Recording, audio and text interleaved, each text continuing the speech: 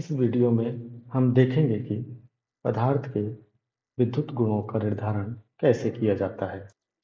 यानी जो चालक पदार्थ, कुचालक पदार्थ और अर्धचालक पदार्थ होते हैं, इन्हें कैसे निर्धारित किया गया कि ये विद्युत के चालक, कुचालक और अर्धचालक होंगे। तो आइए हम सबसे पहले देखते हैं परमाणु संरचना यानी एटॉमिक स्ट्रक्चर के बारे में। जैसे कि हम जानते हैं कि कोई भी पदार्थ किससे बना होता है? परमाणु से। तो हमें पता है कोई भी पदार्थ परमाणु से बना होता है। पदार्थ का सबसे छोटे से छोटा कण है, उसको हम क्या बोलते हैं? परमाणु बोलते हैं। तो दो या अधिक परमाणु को मिलाने पे, जैसे आपके पास कोई परमाणु है, तो परमाणु क्या है? पदार्थ का सबसे छोटा कण। अब इस दो या अधिक परमाणु को हम यदि मिलाएंगे तो क्या बन जाता है? अणु। तो वो एक अणु बन जाता है। तो परमाणु को इंग्लिश में बोलते हैं एटम और अणु को बोलते हैं मॉलिक्यूल। तो आपको याद रखना है, कभी लिखा है एटम तो एटम का मतलब है परमाणु, और मॉलिक्यूल लिखा है तो इसका मतलब क्या होता है? अणु। तो हम इस परमाणु के बारे में यहाँ देखेंगे कि परमाणु में क्या चीजें होती है।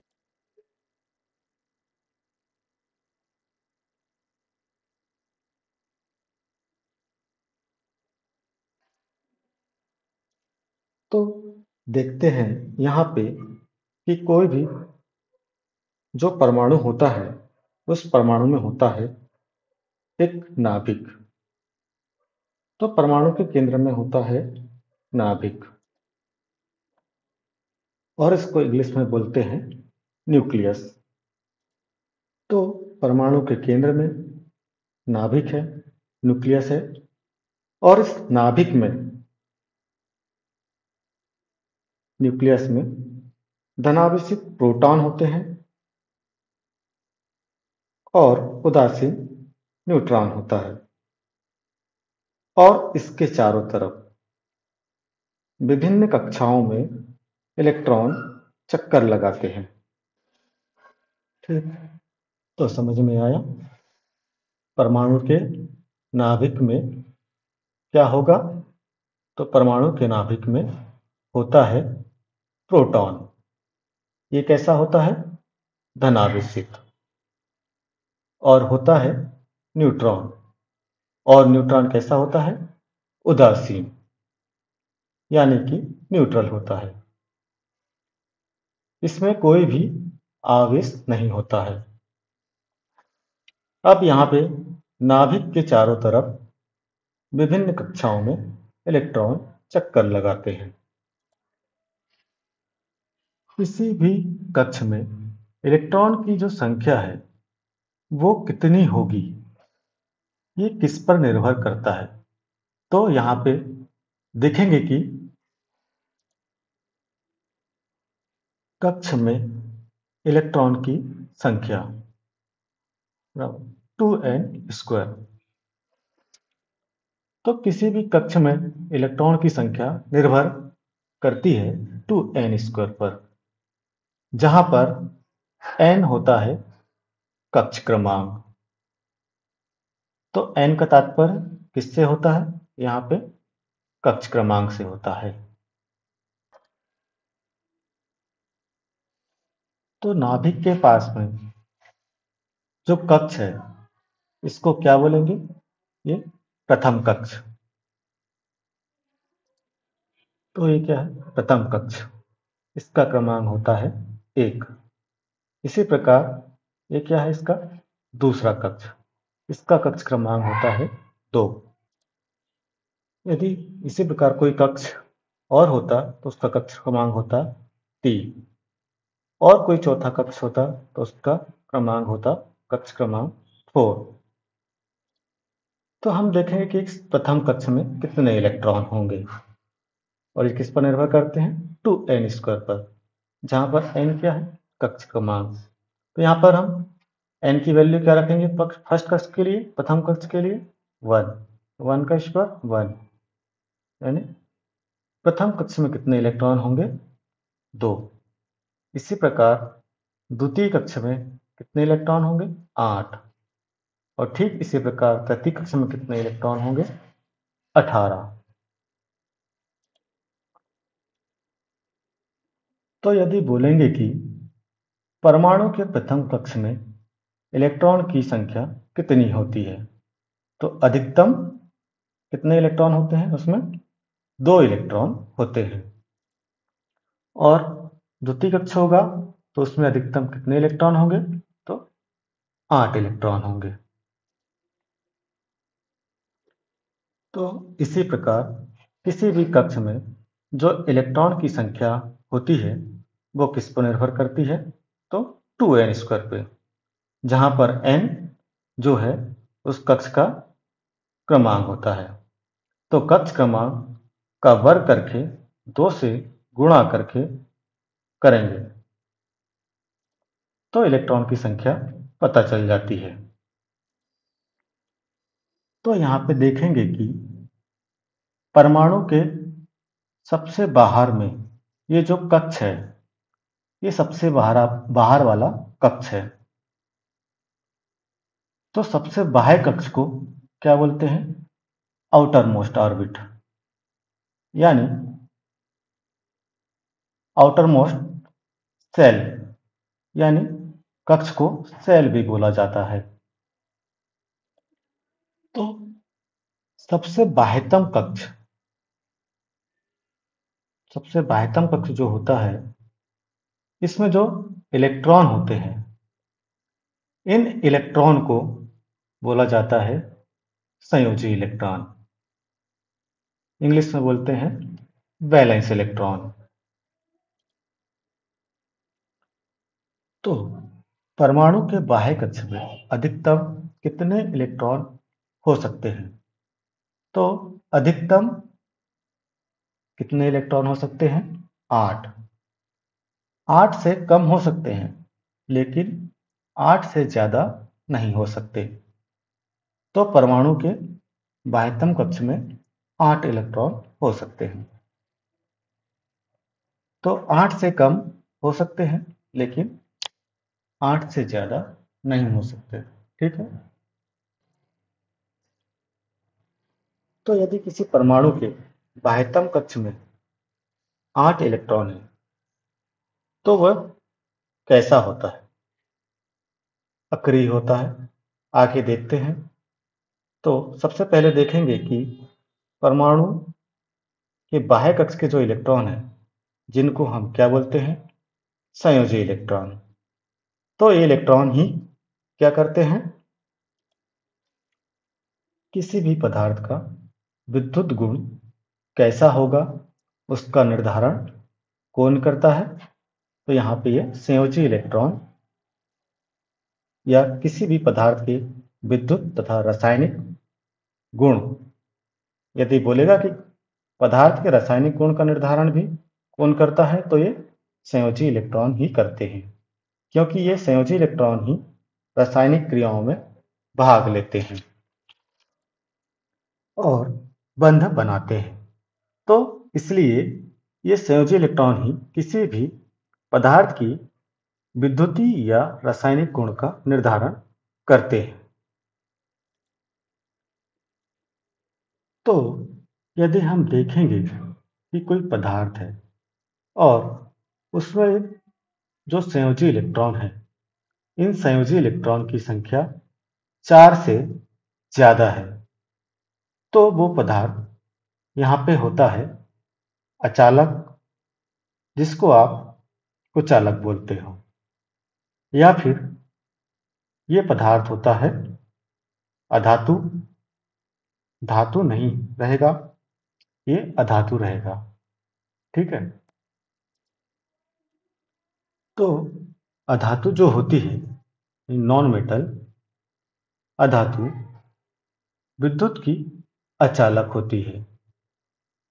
तो यहाँ पे ये पदार्थ अधातु रहेगा, या फिर बोलेंगे अचालक या कुचालक होगा।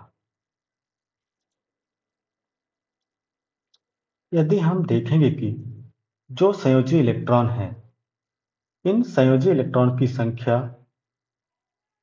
जो संख्या है वो यदि 4 से कम होगी तो वो पदार्थ जो होगा क्या होगा? चालक होगा।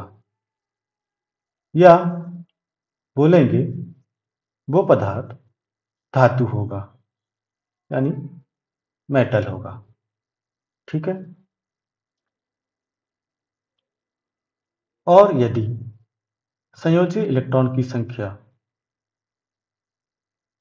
वो ठीक 4 है तो वो पदार्थ जो होगा अर्धचालक होगा। तो इस प्रकार से हमने ये पाया कि जो ये संयोजी इलेक्ट्रॉन होते हैं किसी भी पदार्थ के विद्युतीय गुण का निर्धारण करते हैं। ठीक ठीक है। अब दूसरे मैटर पे यहां पर आते हैं। जो ये इलेक्ट्रॉन है, परमाणु के कक्ष में जो ये इलेक्ट्रॉन है, इनकी ऊर्जा का स्तर किस प्रकार से होता है ना? इनमें ऊर्जा होती है। इनकी ऊर्जा का स्तर, ऊर्जा का लेवल किस प्रकार से होता है? तो यदि हम देखेंगे कि जो इस नाभिक के सबसे पास में जो ये इलेक्ट्रॉन है, इनकी ऊर्जा का स्तर क्या होता है? तो कम होता है। इनकी ऊर्जा का स्तर कम होगा। और जैसे जैसे हम बाहर की ओर जाएंगे, यानी नाभिक से दूर जाएंगे, तो हमको जो कक्षाएं मिलेगी उसमें जो इलेक्ट्रॉन मिलेंगे उनकी ऊर्जा का स्तर बढ़ते जाएगा। तो नाभिक के पास में ऊर्जा का स्तर कैसा होता है? कम। और बाहर जाने पर ऊर्जा का स्तर कैसा होता है? बढ़ता है।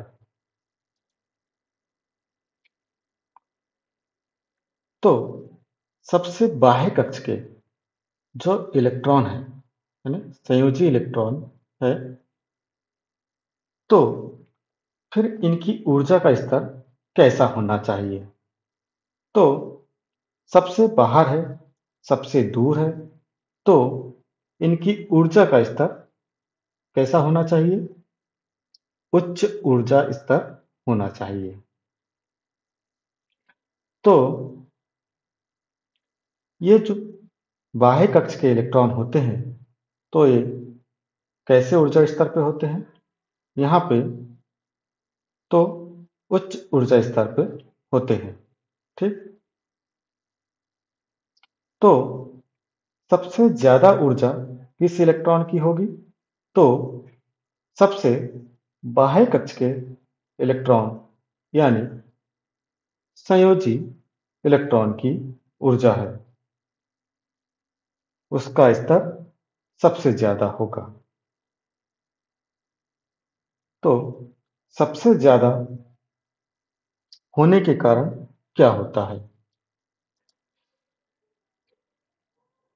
तो इन इलेक्ट्रॉन की ऊर्जा का स्तर सबसे ज्यादा उच्च होने के कारण नाभिक के साथ जो ये बहुत कम आकर्षण बंध में बंधे होते हैं।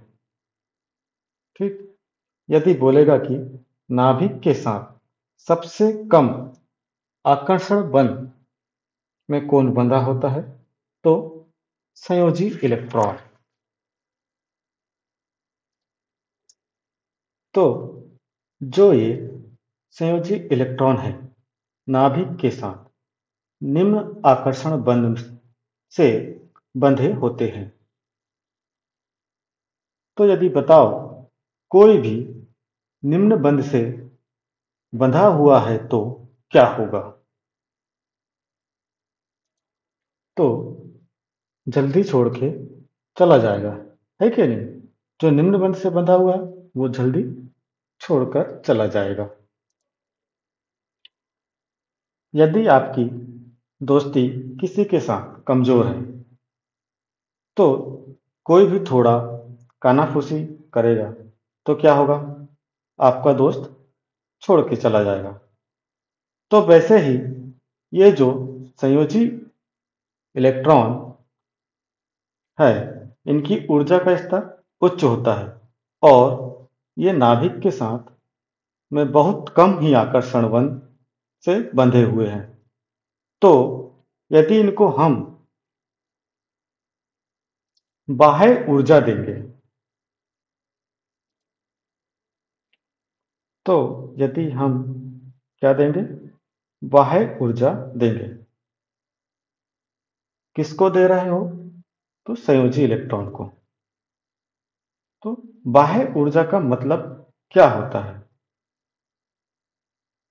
जैसे कि ऊष्मीय ऊर्जा दे रहे हो आप।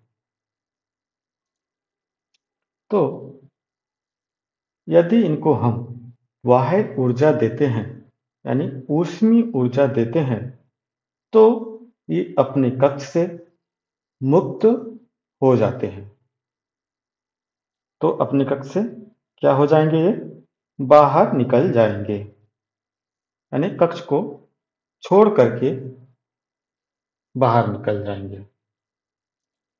तो हम क्या बोलेंगे कि ये मुक्त हो गया। तो इसको हम क्या बोलेंगे यहाँ पे? मुक्त इलेक्ट्रॉन या इंग्लिश में बोलेंगे फ्री इलेक्ट्रॉन। तो ये इलेक्ट्रॉन जो मुक्त हो गया, कक्ष से छोड़कर बाहर आ गया है, तो इसको क्या बोला गया? मुक्त इलेक्ट्रॉन या फ्री इलेक्ट्रॉन बोला गया। ठीक। तो जो ये मुक्त इलेक्ट्रॉन होते हैं तो ये बहुत महत्वपूर्ण होते हैं। क्यों? क्योंकि इन्हीं के कारण ही किसी भी पदार्थ में धारा का प्रवाह होता है। याद रखिएगा, किसी भी पदार्थ में धारा प्रवाह कौन करता है? तो किसी भी पदार्थ में धारा का प्रवाह करता है मुक्त इलेक्ट्रॉन। तो मुक्त इलेक्ट्रॉन है तो धारा प्रवाहित होगी, मुक्त इलेक्ट्रॉन नहीं है तो धारा उसमें प्रवाहित नहीं होगी। ठीक है। तो यदि आपको कोई बोलता है कि भाई हम चालक किसको बोलेंगे, अचालक किसको बोलेंगे, अर्धचालक किसको बोलेंगे, तो हम इस पूरी थ्योरी से हम उसको ये समझा सकते हैं कि चालक क्या होगा, अर्धचालक क्या होगा और कुचालक क्या होगा। समझ में आया?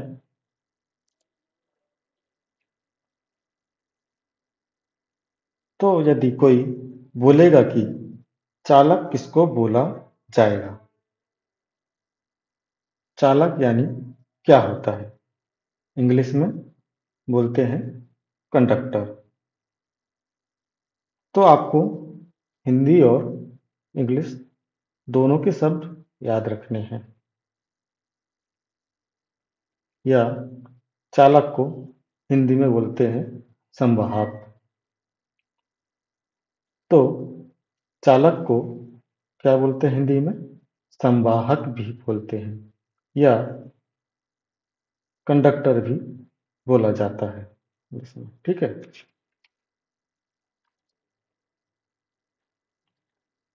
तो हम चालक किसको बोलेंगे? तो चालक का मतलब है जो क्या करता है, यहाँ पे धारा प्रवाहित करता है। तो जिसमें धारा प्रवाहित होगी उसी को क्या बोलोगे आप? चालक बोलोगे। तो चालक में धारा प्रवाहित कब होगी? जब इसके परमाणु में जो संयोजी इलेक्ट्रॉन होंगे वो संयोजी इलेक्ट्रॉन की संख्या 4 से क्या होगी? कम होगी। तो जिस पदार्थ के परमाणु में संयोजी इलेक्ट्रॉन की संख्या 4 से कम होती है, ठीक है, और उसमें धारा प्रवाहित कौन करेगा? तो मुक्त इलेक्ट्रॉन। तो जो ये मुक्त इलेक्ट्रॉन है ये अत्यधिक मात्रा में उपस्थित होंगे। तो ये मुक्त इलेक्ट्रॉन कैसे होंगे? यहाँ पर अत्यधिक मात्रा में उपस्थित होंगे। तो चालक में मुक्त इलेक्ट्रॉन की संख्या क्या होगी? सबसे ज्यादा होगी। तो किसी भी पदार्थ में ये जो मुक्त इलेक्ट्रॉन होते हैं यही क्या करते हैं? विद्युत का प्रवाह करते हैं। यानी चालक पदार्थ में ये जो मुक्त इलेक्ट्रॉन है इनकी संख्या जो होगी वो सबसे अधिक होगी। तो ऐसे पदार्थ जिनके परमाणु में संयोजी इलेक्ट्रॉन की संख्या 4 से कम होती है और मुक्त इलेक्ट्रॉन अत्यधिक मात्रा में उपस्थित होते हैं, जिनके कारण वो आसानी से धारा प्रवाहित कर पाते हैं, तो उनको हम चालक बोलते हैं।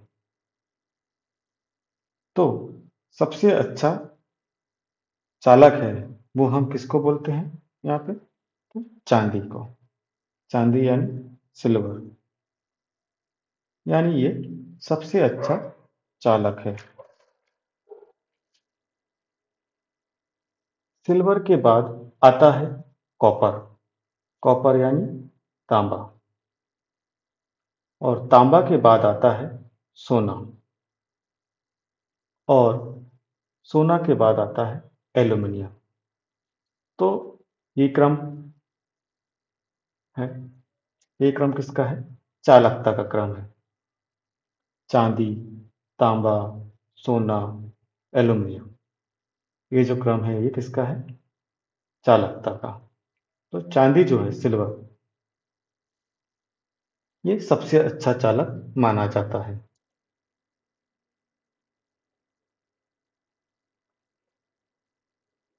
तो दूसरा यदि बोलेगा कि हम अचालक यानी कुचालक किसको बोलेंगे?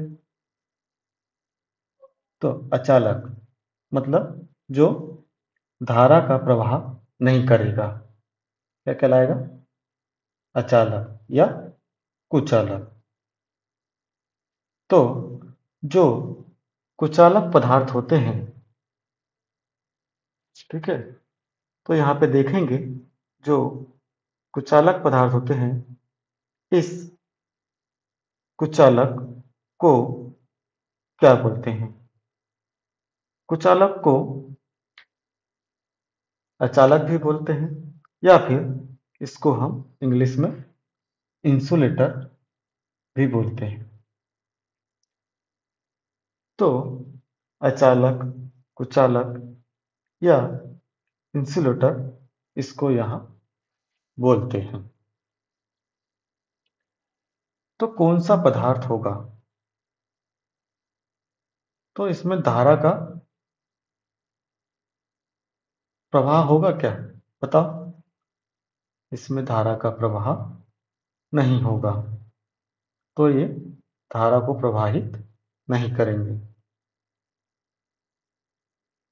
अब ये धारा को प्रवाहित क्यों नहीं कर पाएंगे? क्योंकि इसमें जो संयोजी इलेक्ट्रॉन की संख्या है वो क्या होगी?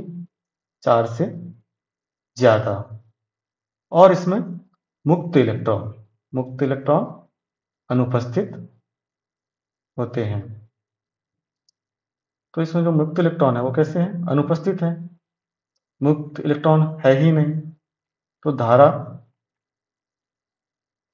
तो मुक्त इलेक्ट्रॉन से फ्लो होती है, तो वो है ही नहीं इसमें, तो धारा इसमें क्या होगी? प्रवाहित नहीं होगी। तो उसको हम क्या बोलेंगे? कुचालक। ठीक है। तो कुचालक कई प्रकार के होते हैं, जैसे कि प्लास्टिक, सूखी लकड़ी है, ठीक, कांच है, चीनी मिट्टी, बैकेलाइट। तो ये सभी यहाँ पर अचालक या कुचालक पदार्थ होते हैं। दूसरा हम देखेंगे कि अर्धचालक पदार्थ किसको बोलेंगे। अच्छा, इसके पहले हम एक चीज देखते हैं। यदि किसी पदार्थ के परमाणु में जो ये बाहरी कक्षा है इसमें 8 इलेक्ट्रॉन होंगे तो क्या होगा? यानी बाह्य कक्ष में संयोजी इलेक्ट्रॉन की संख्या कितनी होगी? 8। तो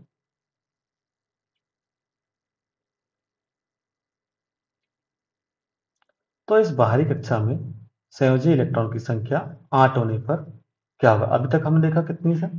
4 थी। तो हमने समझ लिया कि 4 से ज्यादा होने पर क्या होता है, 4 से कम होने पर क्या होता है, ठीक 4 होने पर क्या होता है। तो ये बाहरी कक्षा है, इसमें अधिकतम कितने इलेक्ट्रॉन हो सकते हैं? 8 इलेक्ट्रॉन हो सकते हैं। तो 8 होने पर क्या होगा? 8 से ज़्यादा नहीं हो सकते, 8 से कम हो सकते हैं। लेकिन इस बाहरी कक्षा में अगर 8 इलेक्ट्रॉन है तो वह पदार्थ कैसा होगा? यदि संयोजी इलेक्ट्रॉन जो है वो किसके बराबर है? ठीक 8 के बराबर, 8 से ज़्यादा नहीं हो सकते। तो इसका जो बाह्य कक्ष है वो क्या हो जाएगा? संतृप्त हो जाएगा। इसका बाह्य कक्ष क्या होगा? संतृप्त। तो जब बाह्य कक्ष संतृप्त हो जाएगा तो ये किसी दूसरे परमाणु के साथ में संयोजी बंध नहीं बनाएगा। ठीक है। यानी कि ये रासायनिक क्रिया में भाग नहीं लेगा। तो हम क्या बोलते हैं कि ऐसा पदार्थ जो होता है वो कैसा होता है? अक्रिय होता है। अक्रिय का मतलब क्या होगा? कि किसी रासायनिक क्रिया में भाग नहीं लेगा। इंग्लिश में बोलते हैं अक्रिय को इनर्ट। तो इनर्ट मटेरियल इसको बोलते हैं यहाँ पे। ठीक है। तो परमाणु के बाह्य कक्ष में अधिकतम 8 इलेक्ट्रॉन है, तो वो कैसा पदार्थ होगा? अक्रिय पदार्थ होगा, यानी इनर्ट होगा। तो चलिए, हम क्या देख रहे थे यहाँ पे? अर्धचालक। तो हम अब अर्धचालक के बारे में देखते हैं। अर्धचालक, अर्धचालक को इंग्लिश में हम क्या बोलते हैं? Semi conductor.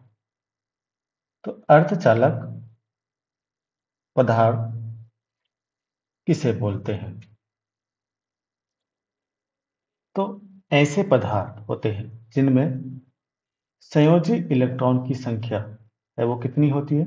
ठीक 4 होती है। ठीक है। दूसरा यहाँ पे देखेंगे कि इनमें चालक और कुचालक दोनों के गुण होते हैं। तो इसमें चालक का भी गुण होता है और कुचालक का भी गुण होगा, यानी दोनों के गुण होंगे। तो यह चालक की भांति भी व्यवहार करेगा और कुचालक की भांति भी व्यवहार करेगा। लेकिन कैसे करेगा? तो वो निर्भर करता है किस पर? तापक्रम पर। तो एक तापक्रम होता है जिसको हम क्या बोलते हैं? परम शून्य तापक्रम। तो जो परम शून्य तापक्रम होता है ये कितना होता है? -273 डिग्री सेल्सियस या 0 केल्विन इसको बोलते हैं। तो ये पदार्थ इस तापक्रम पर, परम शून्य तापक्रम पर कैसा व्यवहार करेगा? किसके समान व्यवहार करेगा? तो ये कुचालक के समान व्यवहार करेगा। यानी परम शून्य तापक्रम पर अर्धचालक पदार्थ कैसे व्यवहार करते हैं? कुचालक यानी इंसुलेटर की तरह व्यवहार करेगा। और इस परम शून्य तापक्रम या इससे अधिक तापक्रम यानी परम शून्य तापक्रम से अधिक तापक्रम या कमरे का तापक्रम कितना होता है? 27 डिग्री सेल्सियस। तो इससे अधिक तापक्रम पर ये कैसे व्यवहार करेगा? चालक की तरह ना। तो परम शून्य तापक्रम से अधिक तापक्रम या कमरे का तापक्रम 27 डिग्री सेल्सियस पर अर्धचालक पदार्थ कैसे काम करते हैं? चालक के। तो इस प्रकार जो अर्धचालक पदार्थ होते हैं वो चालक की तरह भी और कुचालक की तरह भी व्यवहार करते हैं। देखते हैं अर्धचालक पदार्थ कौन कौन से होते हैं। जैसे silicon, germanium, selenium, tellurium, boron, gratin इत्यादि। ये जो पदार्थ होते हैं कैसे होते हैं? अर्धचालक पदार्थ होते हैं। कार्बन जो है वो अर्धचालक पदार्थ की श्रेणी में नहीं आता है। तो याद रखना, कार्बन कैसा पदार्थ है? अर्धचालक पदार्थ की श्रेणी में नहीं आता है। ठीक है, तो आज हम इस वीडियो में इतना ही देखते हैं। इसके बारे में पूरा डिटेल नेक्स्ट वीडियो में नोट करेंगे। तो ठीक है, मिलते हैं नेक्स्ट वीडियो में।